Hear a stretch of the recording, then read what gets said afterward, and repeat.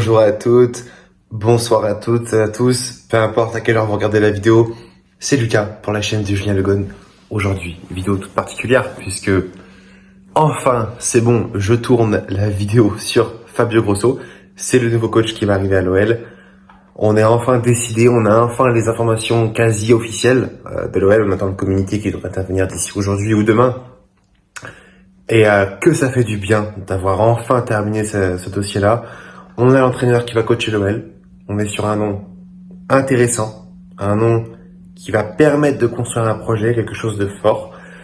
On va faire une petite vidéo du coup aujourd'hui pour vous expliquer le profil tactique de ce coach. Pas trop sur qui il est en tant que personne, mais plutôt vraiment sa vision du foot. Mais rapidement sur un petit point sur qui est Fabio Grosso, ancien joueur de l'OL, latéral gauche, de 2007 à 2009, ça vous le savez tous. Ancien bon joueur de Liga.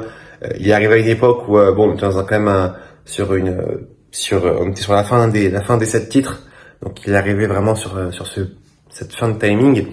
Et c'est un coach tout particulièrement qui a commencé sa carrière d'entraîneur du côté de l'Italie dans les séries B italienne. C'est là-bas que la majorité des anciens joueurs italiens de 2006, qui ont gagné la Coupe du Monde 2006, parce qu'il est champion du monde, se forment.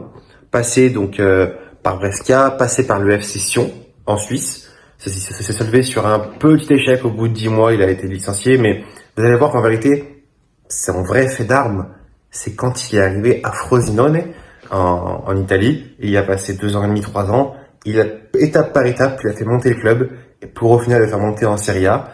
Il est parti de lui-même l'année dernière alors que le club était champion de série B. Je pense qu'il voulait un défi plus important. Il se trouve qu'il l'a maintenant avec l'OL et ça, je suis content pour lui. Il faut que je commence par vous dire qu'objectivement, c'est un joueur que j'apprécie. C'est un entraîneur que j'apprécie aussi. Et que forcément, ça va biaiser un peu mon jugement, peut-être sur certains points. Mais tactiquement, qu'est-ce que c'est, Fabio Grosso? Adepte d'un jeu de possession, basé sur un schéma en 4-3-3 offensif. Il a également beaucoup évolué en 4-1-4-1. Avec Frosinone, donc un dispositif plutôt offensif, mais qui peut en phase défensive, venir se mettre en 4-5-1 avec un bloc plus compact. Si on commence défensivement, à parler défensivement, il va demander à ses équipes de pas trop venir presser les porteurs du ballon. L'équipe adverse aura souvent la place d'attaquer, mais qu'est-ce qu'il va faire à la place? Il va demander à ses équipes de resserrer les rangs, de se compacter un maximum, de resserrer les lignes, pour éviter en fait tout passage, toute prise de risque défensive. Et comme il ne presse pas haut, ça permet au moins de pas avoir de bloc déséquilibré.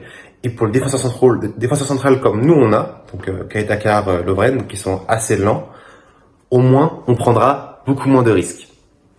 Voilà un petit peu donc aspect défensif, comment est-ce qu'il fait. Il n'y a pas forcément de pressing très haut. Il y a un léger contre-pressing à la perte de balle. En phase offensive, maintenant, c'est ce qui intéresse, c'est un coach qui est adepte du jeu de possession, mais de la possession proactive et utile. Donc on n'est pas sur de la possession juste pour garder la balle, on est vraiment sur un jeu où il va demander beaucoup d'efforts, beaucoup de répétition des efforts, beaucoup d'enchaînement, et toujours de la prise de profondeur. Le numéro 9 doit prendre la profondeur, les ailiers doivent prendre la profondeur, puisque l'intérêt, c'est de faire circuler la balle et de trouver des espaces libres. Il va demander pour ça, du coup, à ses milieux de terrain et à ses défenseurs d'avoir des très bonnes relances pour être capable de mettre la balle dans l'espace qui est laissé par la défense. Donc, une vraie mentalité offensive intéressante. C'est là vraiment où c'est son point fort. Il arrive à lier, en fait, une sorte de vraie solidité défensive à l'italienne, comme c'est le cas pour la majorité des entraîneurs italiens, et en même temps, offensivement, d'être très présent. Il a, au final, un bloc vraiment très équilibré, que ce soit offensif-défensif. C'était la deuxième meilleure défense de série B l'année dernière, Frosinone, en même temps d'être la troisième meilleure attaque du championnat. On est sur un bloc équipe très équilibré, surprenant vraiment. Sur son staff, c'est aussi un mot important à mettre. Fabio Grosso, il a un staff qui n'était pas très nombreux. Il y avait 4 personnes dans son staff à Frosinone. Et pourtant, l'équipe nous apprend qu'il aimerait ramener un staff complet. Donc moi, ça m'intéresse. Je suis curieux de voir est-ce que l'OL acceptera. Moi, je pense que si on prend un virage, il faut l'accepter. On va pas lui dire tu ramènes 2-3 personnes. Non, tu ramènes ton staff complet. Tu veux 5, 6, 7 personnes, tu les ramènes. Juninho a fait l'éloge sur le journal de l'équipe aussi de Fabio Grosso. C'est une très belle chose parce qu'il est validé par quelqu'un qui connaît vraiment le foot parfaitement. Donc j'aime beaucoup cet aspect tactique, cette vision des choses, un allant offensif en même temps d'être solide défensivement. Coach vraiment équilibré, qui n'a pas une mentalité si de défiance par rapport à ses joueurs. C'est pas quelqu'un qui va les bousculer, mais par contre il sait dire les choses. Il est un peu plus introverti, ça me plaît un peu moins, mais écoutez, on peut pas avoir tous les qualités non plus. Mais vrai bon coach de foot, vrai bon coach d'avenir. On investit sur un coach qui va peut-être pouvoir marquer un petit peu l'Europe sur les prochaines années, en tout cas on espère. On prend un risque certes, mais j'espère qu'il sera payant.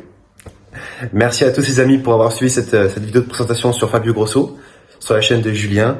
On va tous espérer que ça marche pour l'Olympique Lyonnais parce que c'est notre but commun. Merci à tous, c'était Lucas. Bye.